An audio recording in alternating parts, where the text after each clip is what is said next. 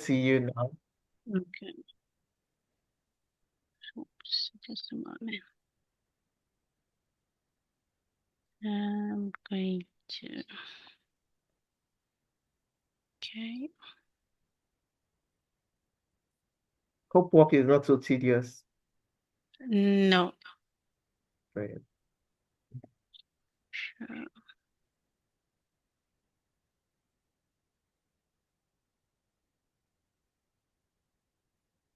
We are ready Can for you see my it. screen? Not yet. Okay.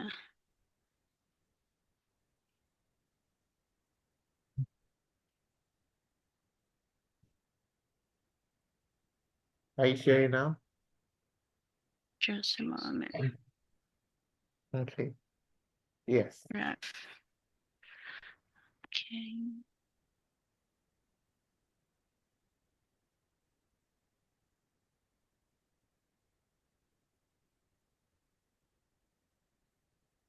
Okay.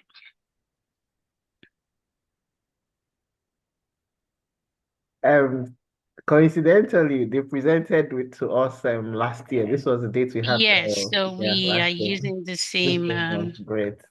yeah, script. So this was put together by my other colleague. Mm-hmm.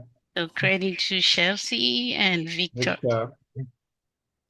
So the presentation is how to become a food vendor at a temporary food market. So we're going to have the outline as we look at the farmers market guidelines review, market coordinator's responsibility, registration, health permit required, food vendors, your certified food handler training. Then we'll have a question and answer session.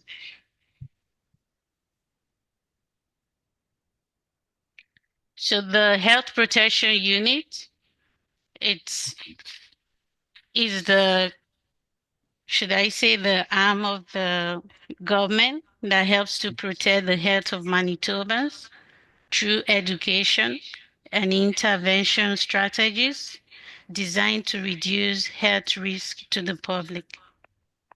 And our website is active.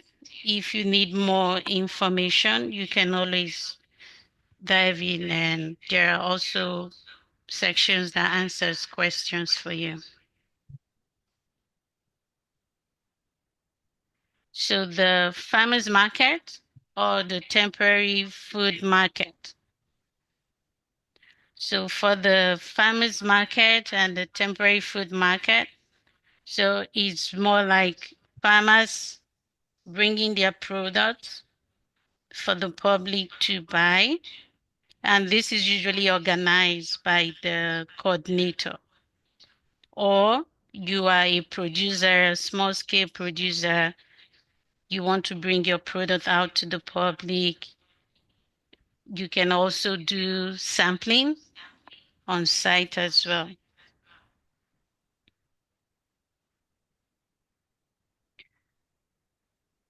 And for every market, the farmers market has a guideline for temporary food market, especially those who are going to handle the sale of food. And for any market to be held, the market must be approved by the health protection unit. And also, you must receive a permit to operate from a public health inspector.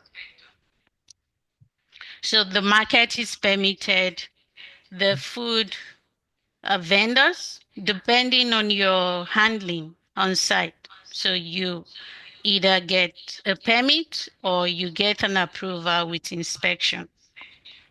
And we also have the farmers market guidelines.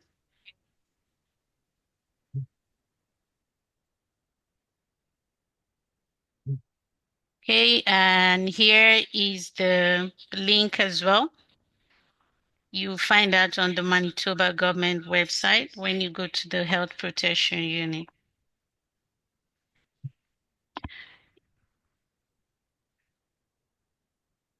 And sorry, if you have any question in between, you can always let the moderator know and they can bring you up for questions.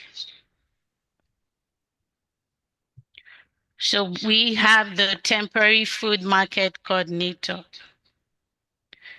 The temporary food market coordinator is the person who is responsible for ensuring the market is organized, designed, operated, and maintained in accordance with the guideline and the regulation. So that puts a responsibility on the coordinator. So as a coordinator, you must have reviewed the market guideline. So in that way, you guide the vendors who are coming to make sure they're following the rules, they're filling out the forms correctly, and you work with the area public health inspector to make sure the event is successful and no issues afterward, keeping the public safe. So they are responsible for registering the particular market, and a person who oversees the temporary market food vendors at a special event. So special event is still another type of temporary situation where food handlers also um, come in, food vendors also come in, and we also inspect them. So the event is either termed a temporary food market or special event. So they are both the same. So as a market coordinator, you can also be a market food vendor. So you are the organizer. You can also have your own booth where you sell your own food. So market coordinators need to secure an acceptable space, location. So that's when maybe if it's not an indoor event, we have to inspect the location to make sure situations of flood and all that cannot affect the market. And also the clients who are coming will have access to washrooms and all sanitary requirements will be met. So it can take place either indoors or outdoors.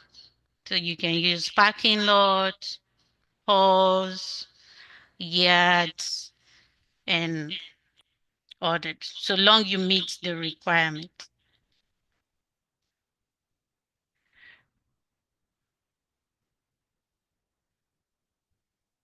And as a food market coordinator, so you're responsible for ensuring the market is designed, operated, and maintained in accordance with the farmers market guideline, as well as the food and food handling establishment regulation.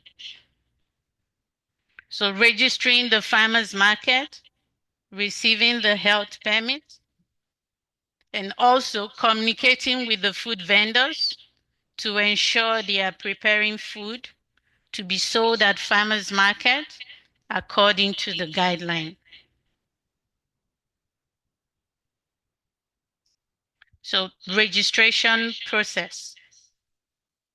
So one, you review the farmers market guideline, submit registration form at least 14 working days before starting the market.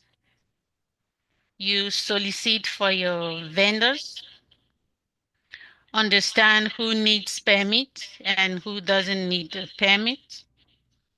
You provide list of vendors and food products to the area PHI, and you keep the list current. So if, for instance, it's going to be a market that is more than a day, so if it's going to run for a week, and you have slots for each day. So it's your duty to update the PHI who is going to be present at each market day. And if you have new people, you have to keep updating the area PHI. And also clear communication with the vendors. Farmers market coordinators, it's very important to review the guideline and also sending the applications to the area health inspector on time. So that enables time for review. If there's any question, there's any criteria that needs to be addressed. So that gives an ample time for that to be resolved.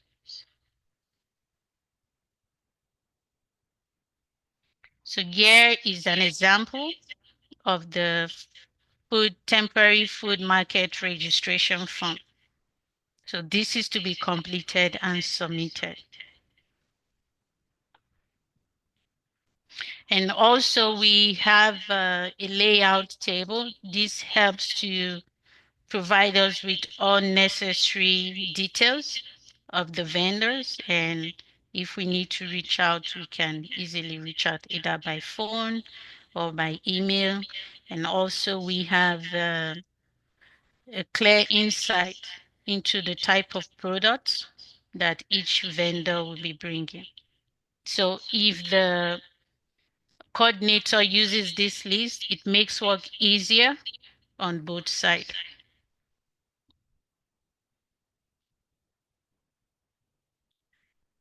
The food vendor.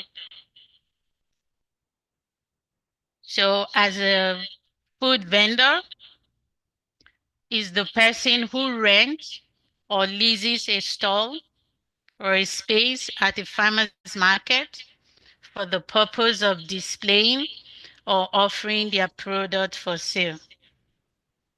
Food vendor may or may not require their own permit depending on the type of food they are selling. So that comes in your handling, level of handling.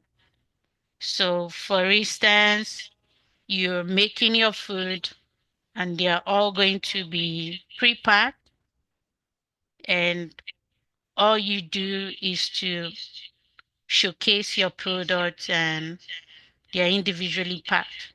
In that scenario, you might not need a permit, but you will need approval from the health inspector. So what will be required at the market is just inspection to see what you're doing. But we will not issue you a temporary food permit. And it's always good to check with the local PHI if your food is not listed in the farmers market guidelines. So our community is evolving every day. We have different food menus and all that. So time to time, people introduce new food. So if it's something that is of concern, then we'll work with our food specialist to make sure the food is safe for the public.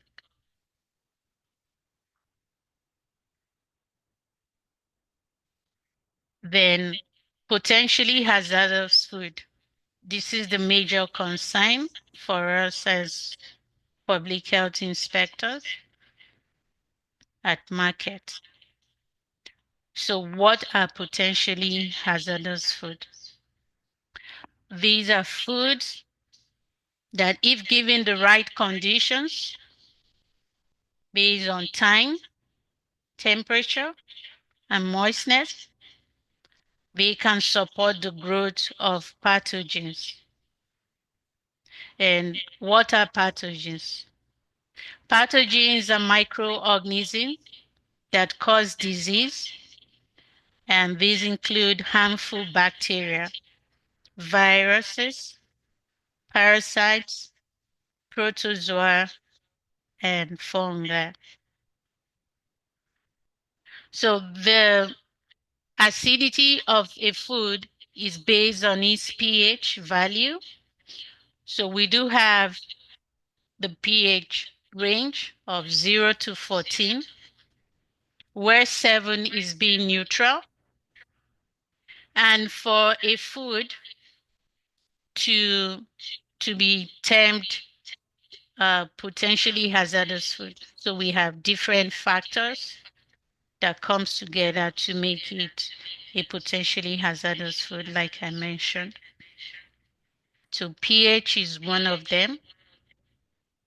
And for non-potentially hazardous food, in the case of acidity, it means you need to preserve that food with an acidity level of 4.6 or less.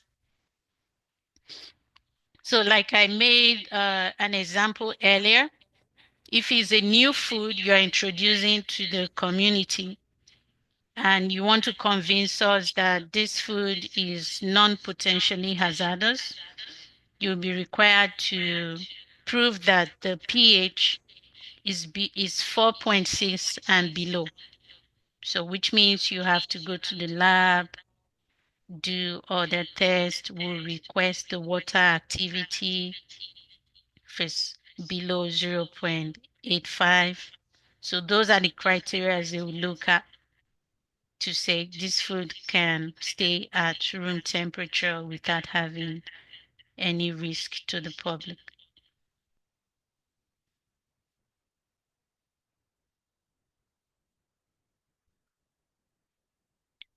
So if you're not sure if the food is potentially hazardous food, so like I mentioned, you have to find out what is the pH of that food. Is it greater or lesser than 4.6? What is the water activity? Is it greater or less than 0.85? Is food item shelf stable? When we say shelf stable, we mean it can stay at room temperature without having any risk. Does that food need refrigeration or does it need to be frozen? Has it been involved in a foodborne illness or outbreak? So those are the criteria that will be looked into. What are the food safety controls? So what parameters do you control? What kind of packaging is being used? And products can be tested for the water activity and the pH. So we have two types of food vendors. So the type 1 are the non-potentially hazardous food, and type 2 are the potentially hazardous food. And this information is also in the farmers market guideline. So for the non-potentially hazardous food, examples are baked bread and buns, cookies, cake, fudge, pickles, relish, jam or jelly, spices, whole vegetables. But the moment you cut a vegetable, it's no longer non-potentially hazardous. It now becomes potentially hazardous. But if you are bringing the whole vegetable from your farm, it's considered non-potentially hazardous. So operators under market permit, non-potentially hazardous foods can be made at home, meaning there is minimal risk, little to no risk for any disease, contamination, or whatsoever. Then the type 2 market vendors are the potentially hazardous food vendors. These include meats, meat products, dairy products, eggs, cream or custard filled, salsa, antipasto, soups, refrigerated or frozen items. So vendors dealing with this type of products, they will require a permit. And such food must be made from a permitted facility. So you can either own the facility or you're renting a commercial kitchen, and you will be permitted by that area health inspector.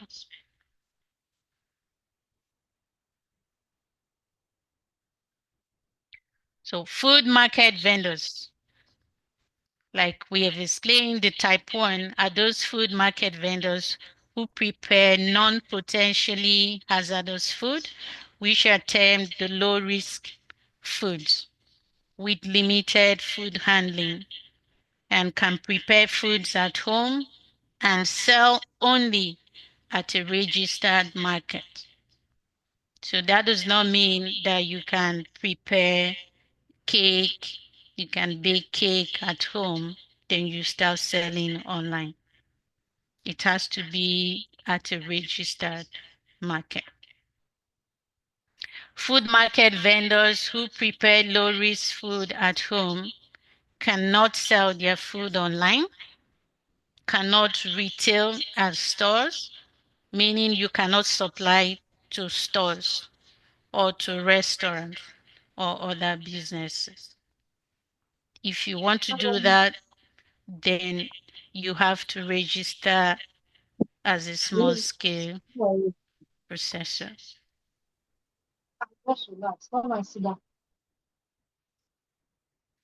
Small scale food processor.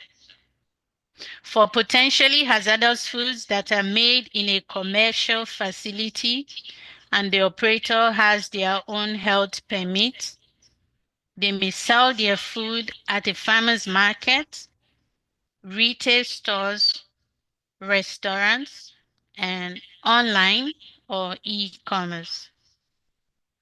Non-potentially hazardous food made in a commercial facility and the operator has their own health permit, they may sell their food at a farmer's market, to stores, to restaurants, and online or e-commerce because you're registered. Temporary food service establishment. Vendors wishing to prepare and cook food at the market require a separate temporary food service establishment health permit. This is because you are moving outside your physical location. So it's a temporary permit for you to operate at that market while the food preparation takes place at your main facility. There is a separate guideline for that, and that is also available on our website. Hand wash station is required. So usually because it's a temporary event, so we do allow improvised hand wash station, or if you wish to buy the one that is a made hand wash station, the portable one, there's also acceptable. But what we need is a container having a spigot that water can run under gravity, a collecting bowl, your soap, and your paper towel. So that makes up your hand wash station at that temporary event.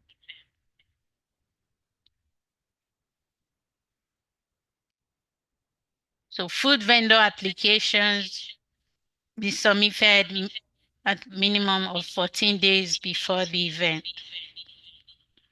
And also, vendors must each complete their own applications, review and understand the guidelines.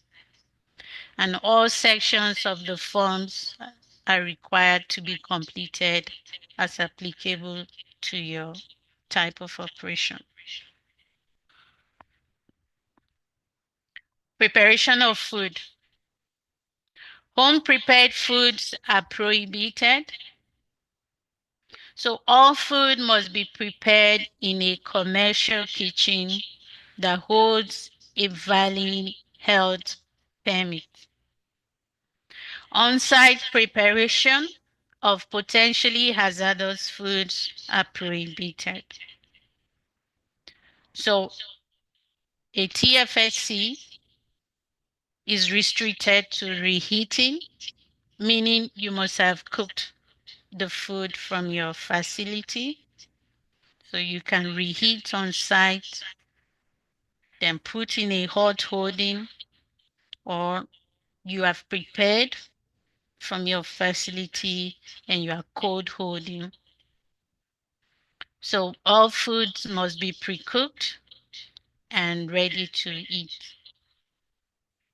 So we don't allow no cutting, no chopping, no mixing or stuffing of food on site because these involve a lot of handling and you don't have that requirement for the cleaning and sanitizing process on site.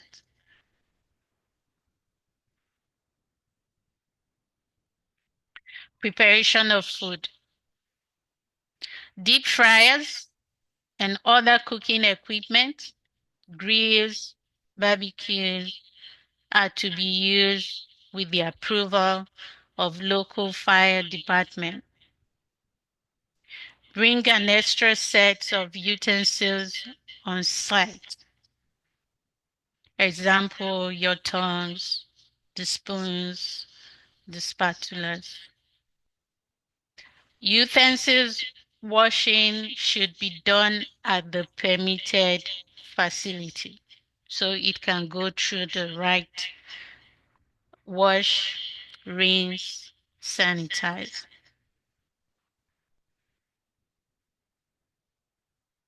So these are pictures showing what the hand wash station looks like. So you have the improvised one. You also have the portable ones right there.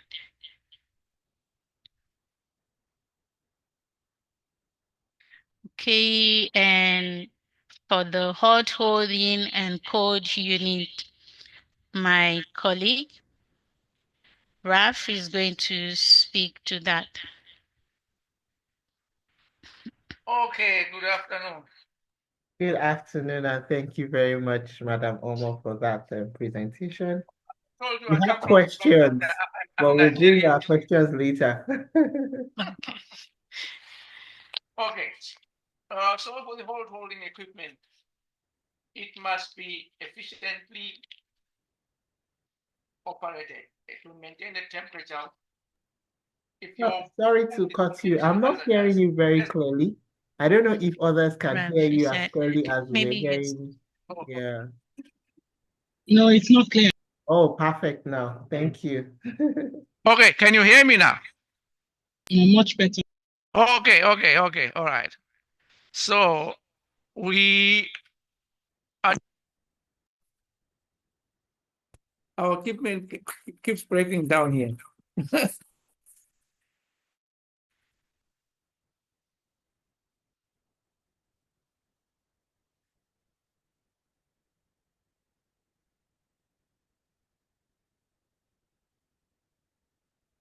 Okay. So for your hot holding equipment, it must efficiently maintain the temperature of your potential hazardous food at over 60 degrees Celsius. So anything less than 60 is not acceptable. And your cooling units must be at least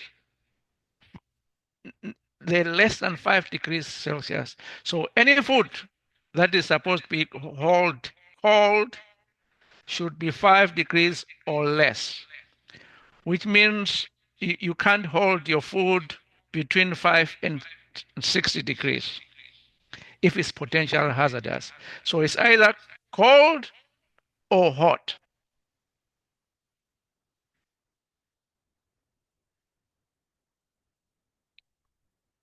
So, okay, for cold holding, there's options. You can use an ice packs. You can use a refrigerated truck. You may use a mechanically refrigerator. For events that are less than 4 hours, ice packs are okay. But if you have an event that is more than 4 hours, it's not advisable to use four packs. So people, when I sometimes go to the market and I find an ice packs, and then I ask people, how long are you going to be here? They say 8 hours. I say that's not acceptable. Say I'll change my ice packs. Or theoretically, that's okay because I can't prove if you are going to change that or not. But if an inspector comes back and find you are still using the same ice packs that he found before, he can ask you to leave the market. So if you say you're going to change the ice packs, then you have to do it. It is preferable that you use mechanical refrigerators wherever you can. And you have to use thermometers. So you have to have a metal probe thermometer or an infrared thermometer to measure the temperature of your food and making sure that it is hot hold, which means at 60 degrees and above all the time. Or if it's cold holding, then it has to be maintained at 5 degrees or less all the time. Okay, in some instances, people sell labeled food. If you are going to be selling labeled food, then it has to be labeled properly. And it has to include the name of the business, the principal place of your business, contact information, which could be either a telephone number or email or both, or common name of the product, the quantity or volume of the product you have, and the list of ingredients and allergen declaration. As we know that there are people that are allergic to certain food ingredients. So if you have a product that has allergens in it, you have to declare it on your package. So, and also you have to mark your product with a date marking. Some products have limited shelf life, so you have to include that on a product. For example, life of 90 days or less, and storage instructions when different from normal room temperature. For example, you might say keep refrigerated or refrigerate after opening.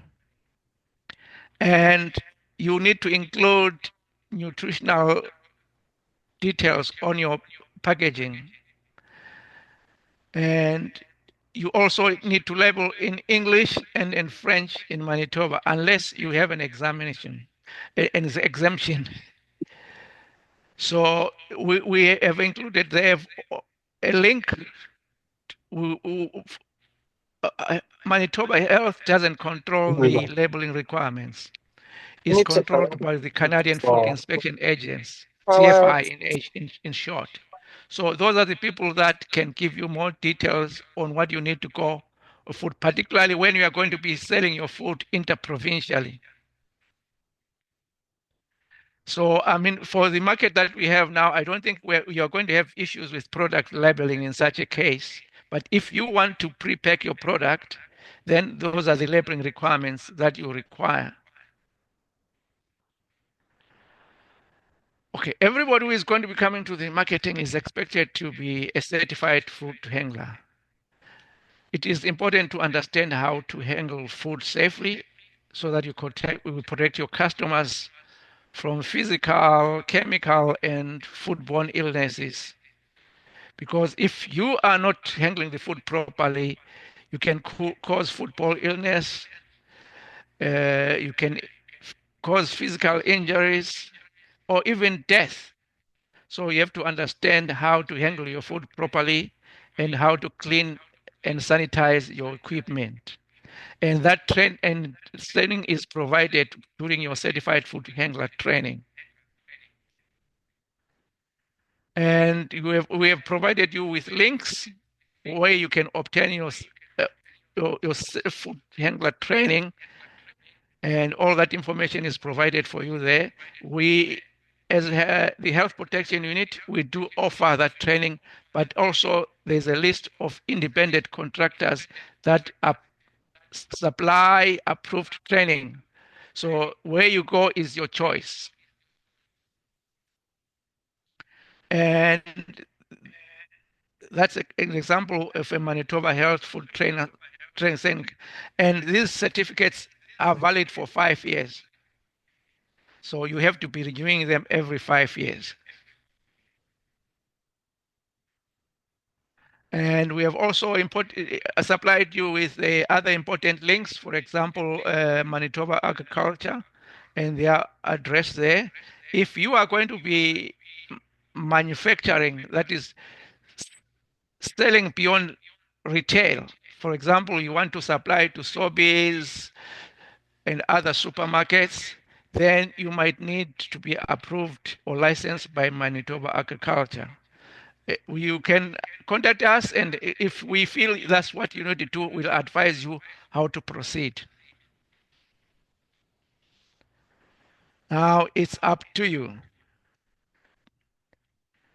You register with Manitoba Health at healthprotection.tivo.mp for your registration form. You supply us your menu, and we'll give you all the information that you require. And if you have any questions, you're always free to email, to phone us, and we will help you with the process. And as Omo has explained before, for you to operate a farmer's market, you need a permit. And to operate a temporary food establishment, you also need a permit. We issue those permits.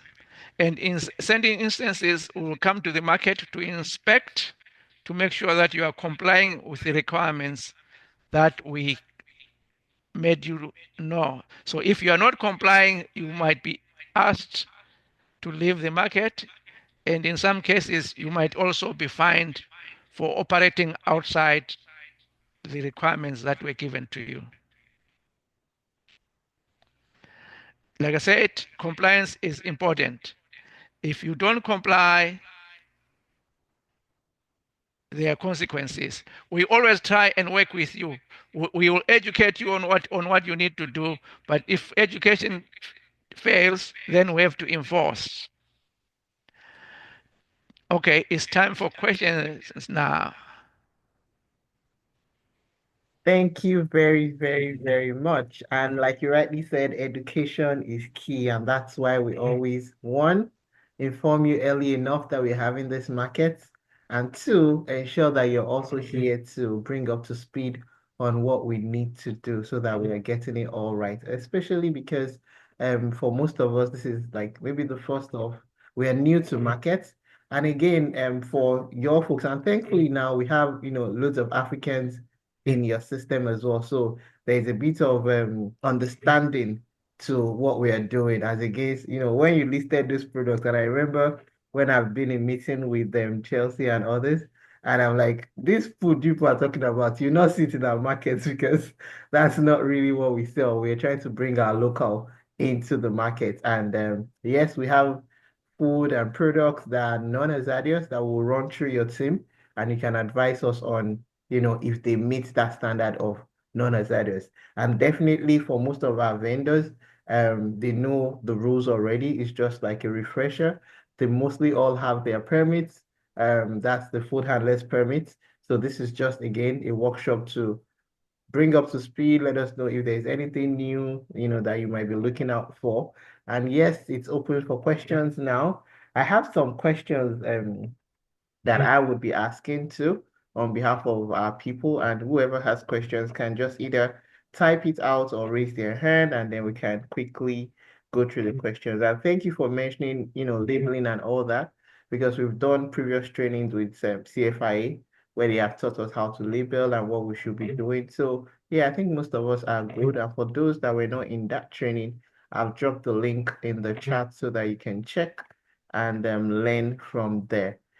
So, I know you mentioned that cutting and chopping and stuff like that are not allowed at the market. Again, this does not cost across all provinces. Yes, I understand mitigating, hazards and all that.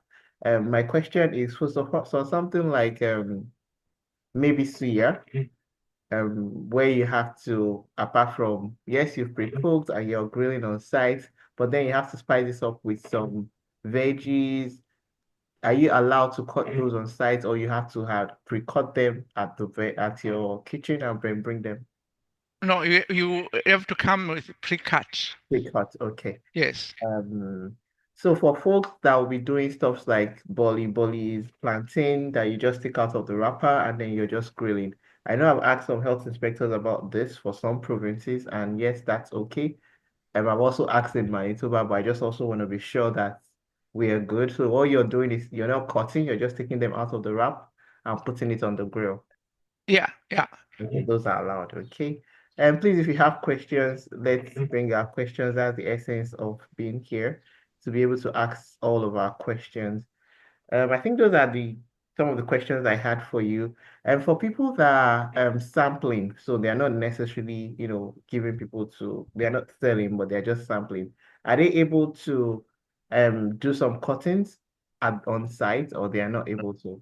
No, if you bring like a product that is already in a bite size, Mm, for example, in a little sampling cup mhm, with a toothpick or something, or a little wooden spoon, mhm. you can just hand. All you can do is hand it to them. Yes. Yes. Okay. Okay, great. Okay. I Yeah. have I have some hands up. Please raise up your hand and then I can pick you to speak. Mr. Jerry, I see your hand. Please unmute and go ahead, and then I'll come back to other people.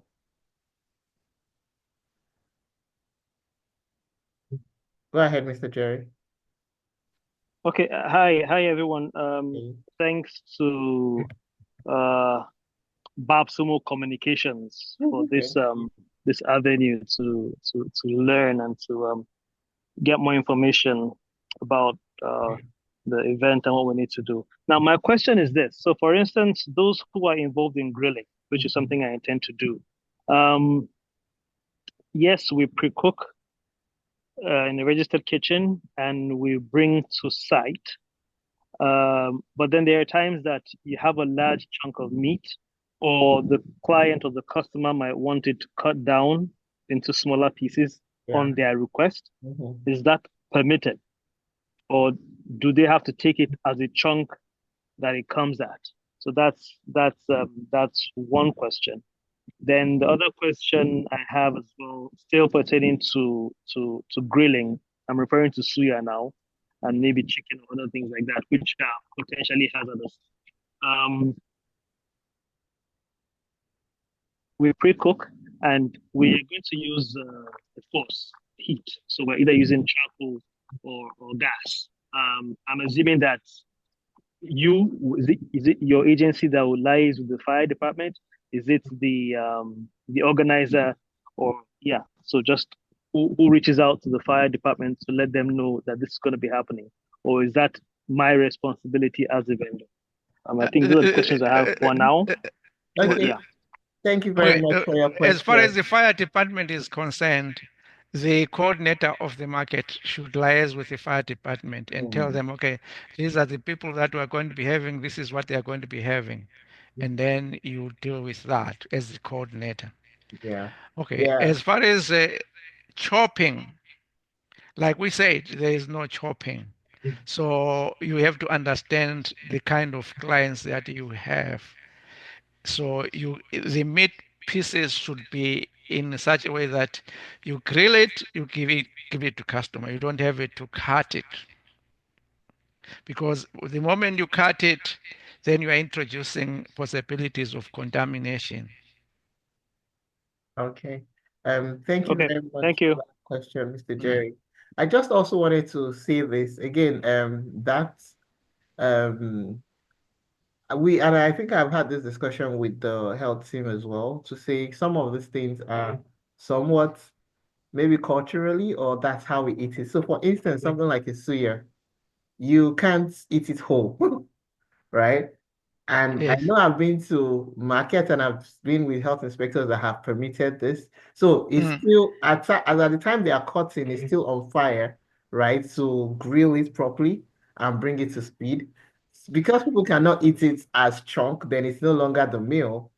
They, Yes, but I don't know. I mean, my understanding of suya, mm, you've already cut it into pieces and no, you're, no. oh,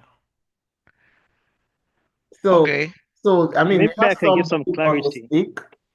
But then usually the traditional way of eating it is, you put it on the maybe I'll use newspaper for the lack of better word, and then you cut it into pieces. You put your tomatoes or your veggies on it, and then you put your pepper, and then you pass it on to the buyer. That's how like the way it is served, right?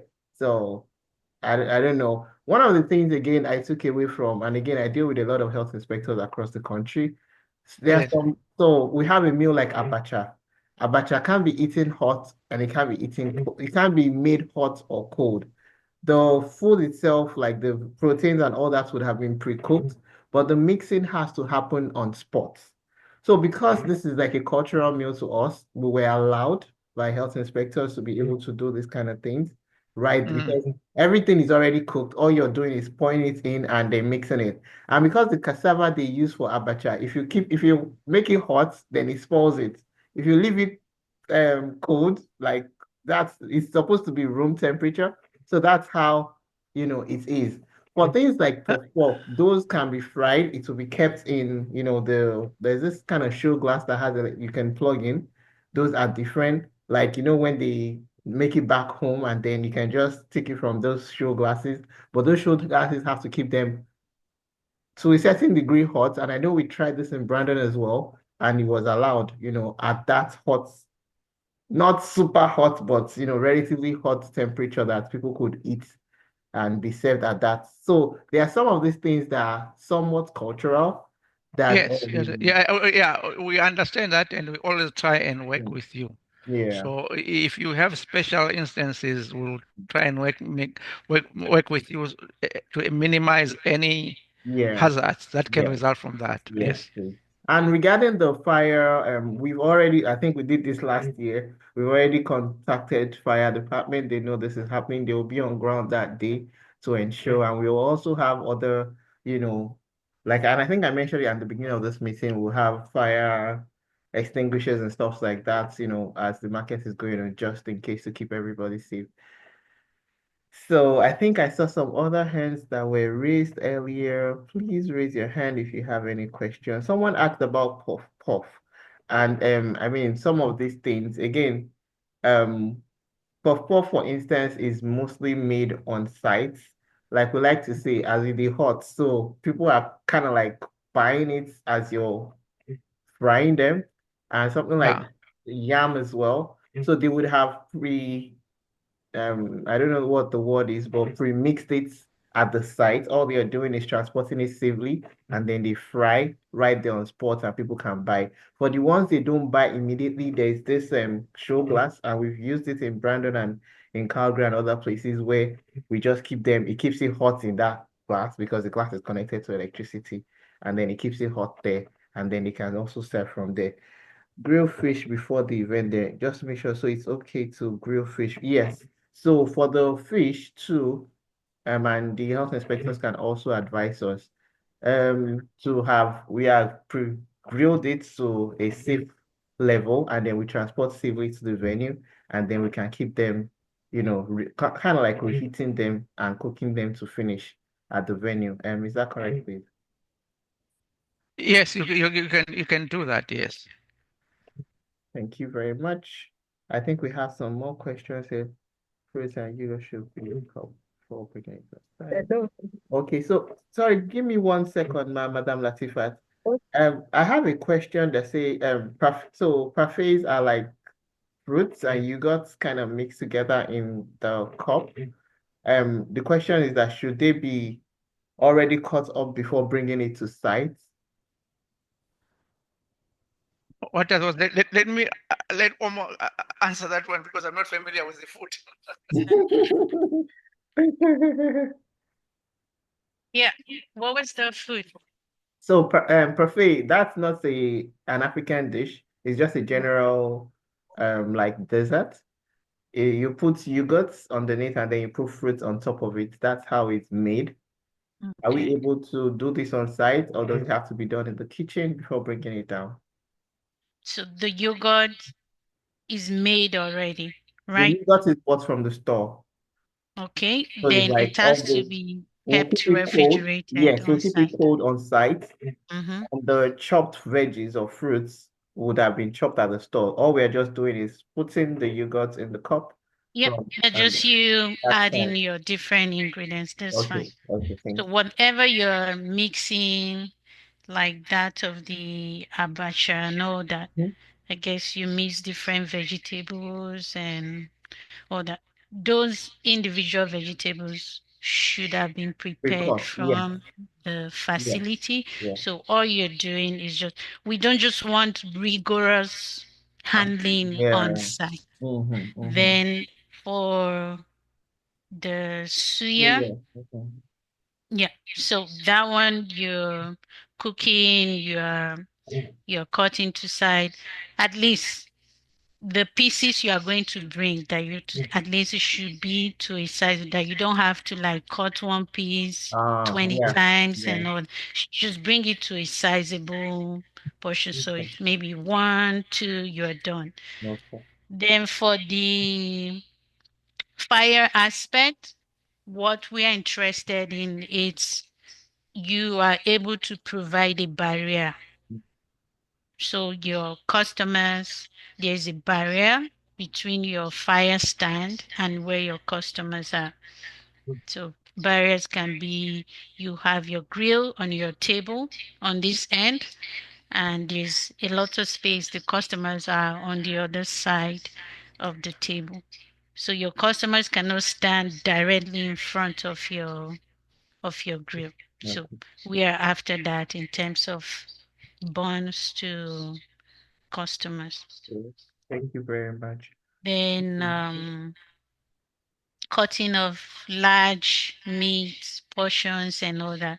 Like I said, bring it to a sizable size. And if the customer say, oh, we want it maybe one more and all that, then you should have enough what do you use in cutting knives Mm. that you won't have to use one knife. The knife you started with at 10 a.m., that's what you use till 6 p.m. So you should have enough knife that will go into the sanitizer or once you use like every 1 hour, 2 hours. So just to minimize that risk. For contamination. Mm. Yeah. Thank you so very much. I have a question about tiger nuts. That can it be brought frozen to the site? Tiger nuts. Rough tiger nuts frozen to the side. Um, how will I describe it? Can you explain? So you're going to, if it comes frozen to Mhm. the side, are you selling it frozen? Can you please unmute and maybe advise us? It's tiger nut. Okay, it's the milk. So how? Okay. So Oh, it's tiger nut milk, and actually it's maybe it's prepared and kept in the freezer to actually keep it fresh. hmm. So coming on site before being sold, it must have defrosted or but it just be kept cool. So I wanted to know if it's okay to bring it like frozen, or I have to like maybe defrost it before coming, because you're talking about temperature and cooling level for tiger nut milk. Okay, so you don't sell it frozen. No, no. So because of it's a market fair, I don't sell it frozen. I sell it just cool. Okay, so if you bring it frozen, you should be able to keep it at refrigeration temperature. As long Yeah. as So above I five plan on degrees. putting in an ice pack to just keep it in that in a ice pack cooler to keep it in that refrigerator temperature. Yep, as long as not more than 5 degrees. And just a point of note for those using ice pack, we prefer the plastic one, not the self-draining ice. Mm. So, and each cooler where you have that ice pack should have a what do you call it? Hanging thermometer in it to help check the The temperature. temperature. Mm.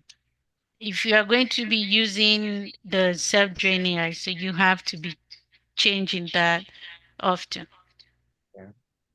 And if you're using the ice pad, like we mentioned, the event is more than 4 hours. You should have spare to change the ice pack. Okay.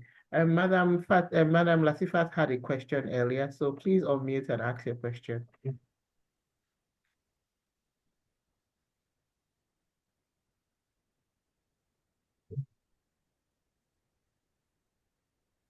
Madam Latifat. Okay, hello. Sorry, thank you so much. Yes, sir. I just want to, it's concerning the suya and the meat, all those ones. I just want to chip in something that to a considerable size like what I'm having here. I think that's what it's talking about. Can you see sorry, can you see what I'm having here? Is that Mm. what she's talking about? You pick one up. So we can see properly. Hello. Can you pick one Maybe up? you can spotlight her. Okay, okay, can you see one? One Okay. second. Yeah. Can you see it? Yeah. Yeah. So that's the size they're talking about. Yeah. That's okay because you can give that to a customer. Uh, I can hear you. that looks okay. That looks fine. Okay, Yeah. okay, Yeah. okay, okay, okay, okay, okay. Thank you very much. Mm. And I would say a general rule, whatever that is meant to be cold should be maintained cold, Mm. below 5 degrees or frozen. Whatever that is meant to be hot should be kept hot, above 60 degrees Celsius. It's when you fall out of this temperature range, that's when we'll have issues. So, and if you have any product you feel you're having issues with, that we are asking this should be cold or this should be hot, and based on tradition, you feel is best at room temperature. So you don't have to keep having this issue every event. So what you do, work with your area health inspector, get a food safety plan. They'll process it through the food specialist. If there need to be any lab work to be done, that will be done. So once that is certified okay at room temperature, you'll be given an exemption later for that particular menu or dish. So when you are going to events or even at your facility, you have that exemption to keep it at room temperature.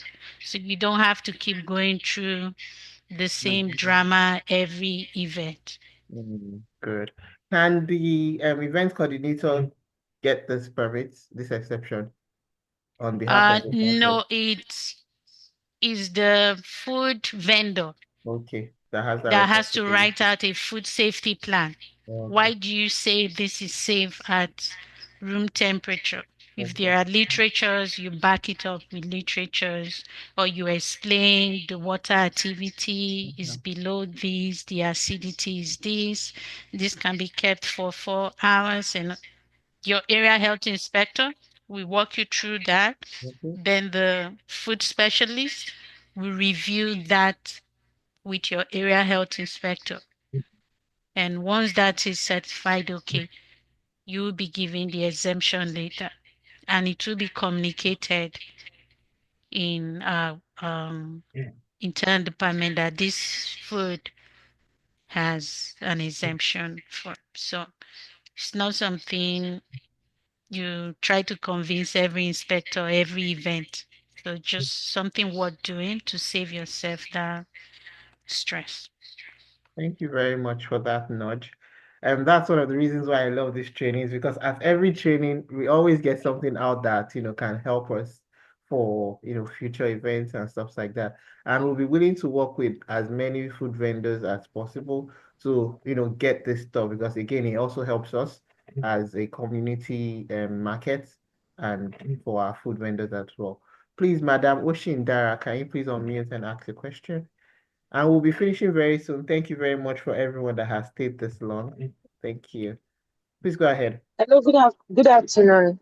Thank you for the opportunity. My question is someone coming with pounded yam Hmm. and knowing fully well that, or looking at it, that pounded yam has to be wrapped in, back home, the way we've wrapped pounded Really? yam, they wrap in towel.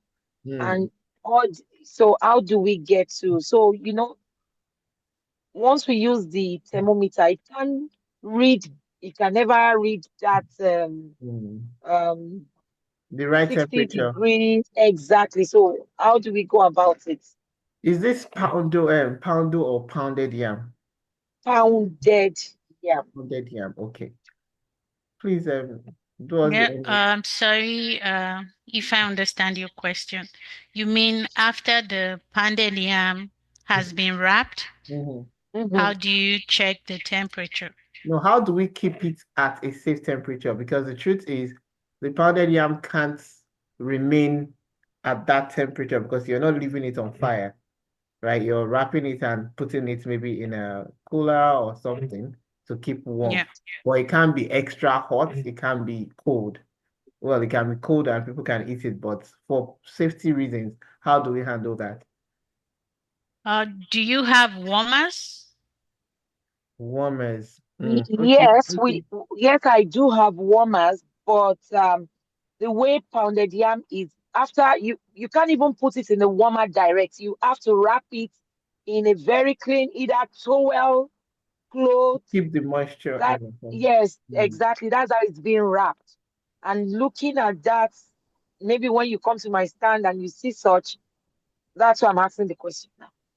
Or you mean you want to introduce cloth to Yes, keep it's cloth it? they usually use. They wrap through cloth. Um, ideally, if not that, oh, we have to do it in the kitchen, it could be done on the spot there. That's okay. As we said, as it's been pounded, it's being served. Immediately, yeah. But because it's a market, so it must have been done from the kitchen, a certified kitchen, and brought to the market.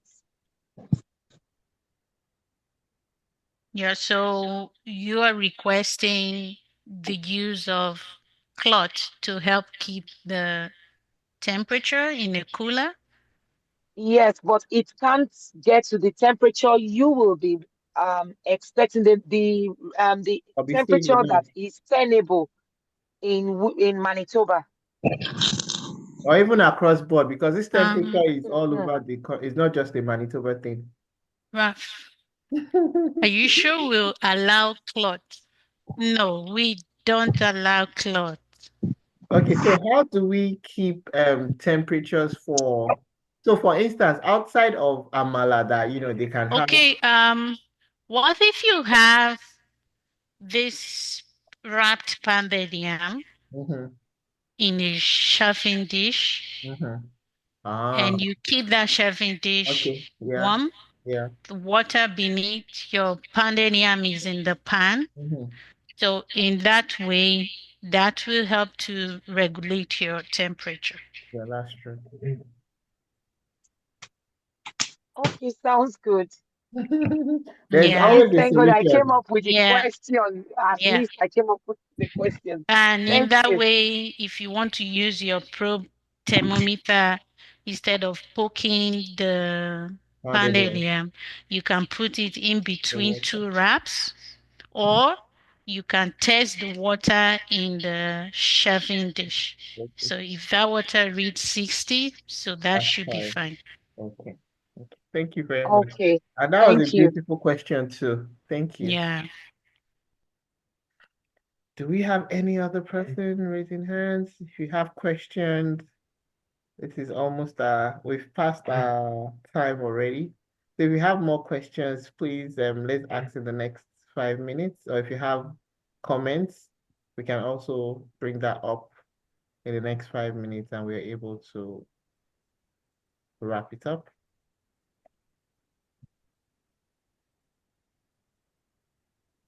Okay, Madam Comfort.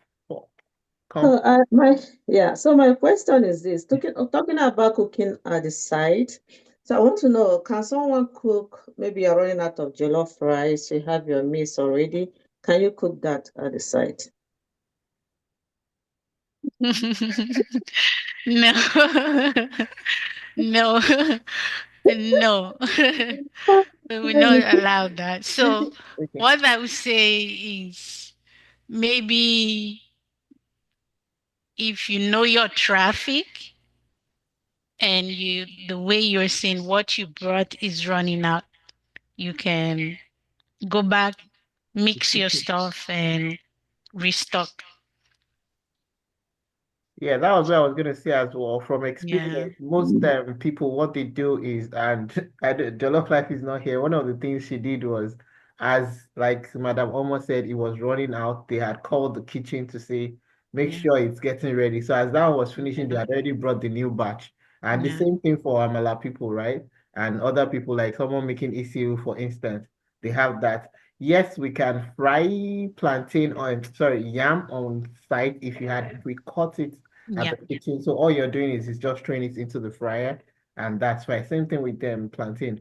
I think Madam Sarah fried plantain at the last market too. She had already cut it on site and then off site, and she was just pouring it in, and that's it. But proper cooking, apart from people that are grilling or maybe puff that had already been mixed outside of off site, proper cooking can't be done because it takes a whole lot, before you get your water, you pour pepper, you cut onions, to give us that smoky jollof on the spot. That would be a whole lot. But I mean, you can advise them in the kitchen. One of the other things we'll try to do is get a kitchen close enough that can be accessible to, one second, Madam Sarah, that can be accessible to all vendors so that should you need to quickly do something, at least that kitchen is around the corner and then you can have access to that. Thank you. Please go ahead, Madam Sarah.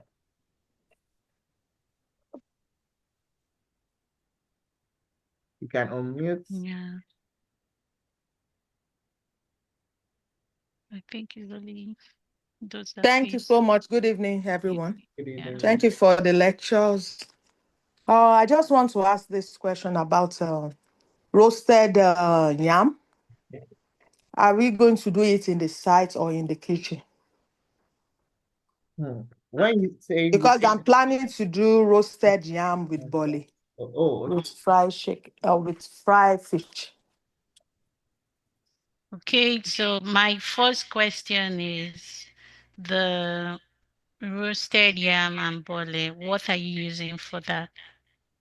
It's just to peel I'm not peeling the body. I'm just cutting, and I will mix some salt in it. Okay. So like the long you Chitakwa have style. your cutting done from your facility, it's just like you frying yam as well, cutting it into pieces. Okay. Then your spot where you're going to stay to do those smoking and grilling should be well ventilated. Okay. I have a Thank question here. thank you.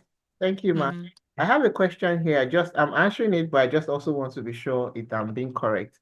So, like when you go into Superstore or any of the stores, they have this pre-packed sauce that's shelf stable.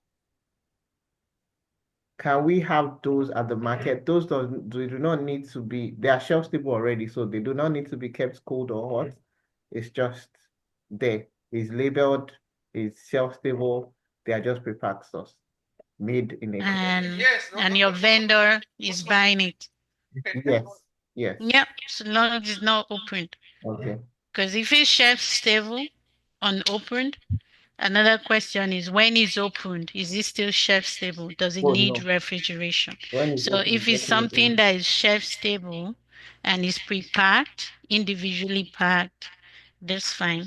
So I'm just coming, grabbing, and leaving. Yeah. Sorry, maybe you should unmute Madam Motolani and ask the question. If it's pre-packed, just unmute and let's have a clearer understanding of your question. Thank you. Good afternoon, everyone. Mm. Thank you for the opportunity. So the question I was asking is, for example, I'm frying a sauce for yam and like I'm packing them already. So would I still keep that at 5 degrees? Like I'm making it and I'm packing it. That's at the commercial kitchen, right? So when I'm bringing it to the site, do I keep it at that 5 degrees? It's a sauce. Okay, well, if you It, were working in your kitchen, how would you store the sauce? if I'll check the temperature before packing it, right? So I'm just trying to imagine how to keep it at that 5 degree Yes, because but it's is it a sauce that you keep at under 5 when you are working in your facility? yeah, Conditions that you are working at the market should be the same conditions that you are working at your facility. Some sauces are okay, okay at room temperature, so it depends on what type of a sauce. But if it's a sauce that requires to be kept at 5 degrees or less, then it should be transported like that and kept like that. okay. I'm just wondering how the temperature would remain the same if it's being transported. Which means No, you have to find a cooler or the something. cooler, yeah. Mhm. So let's say Okay, you made a hot food, let's say hot soup at your facility, and you are taking it to the event. And that food, you want to keep it hot. So that point of transportation, you should use a warmer, a hot holding unit for the transportation to okay, the event to maintain the hotness at the event. Then, if it's something that after preparation, you have to keep it in the cooler or refrigerator, when you're transporting as well, you don't put that stuff in a hot holding unit. You have to transport cold as well to maintain that temperature. So, if you prepare now and you keep it in the refrigerator, the next day you are going to site. You have a cooler with ice pack. You okay, take from the refrigerator, put into your cooler with ice pack and your portable thermometer inside, cover it up. That should keep it at that cooling temperature till you get to the event. And at the event, you can also use that. Then you can switch your ice pack every 3 to 4 hours. okay, Or if you have an electrical cooler, you can then take it from that ice pack container into the cooler on site at the event. So you can, the logic is What is meant to be cold should be kept cold during transportation, during display. What is meant to be hot should be kept hot during transportation, during display. Okay. Thank you. Yeah. Thank you very much. Particularly for those in Winnipeg or Brandon, if you have questions from the form that you have filled or that has been sent to you that you like answers to or some clarity on, you can please ask. But if not, we'll be rounding up very shortly. If you have any questions as per the form that you need a bit of clearance on or clarification.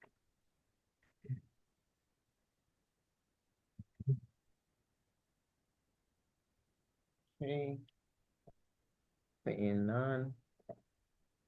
I have a question that this came up in Calgary, but I would like to know if it's the same response because we might have some people interested in that as well.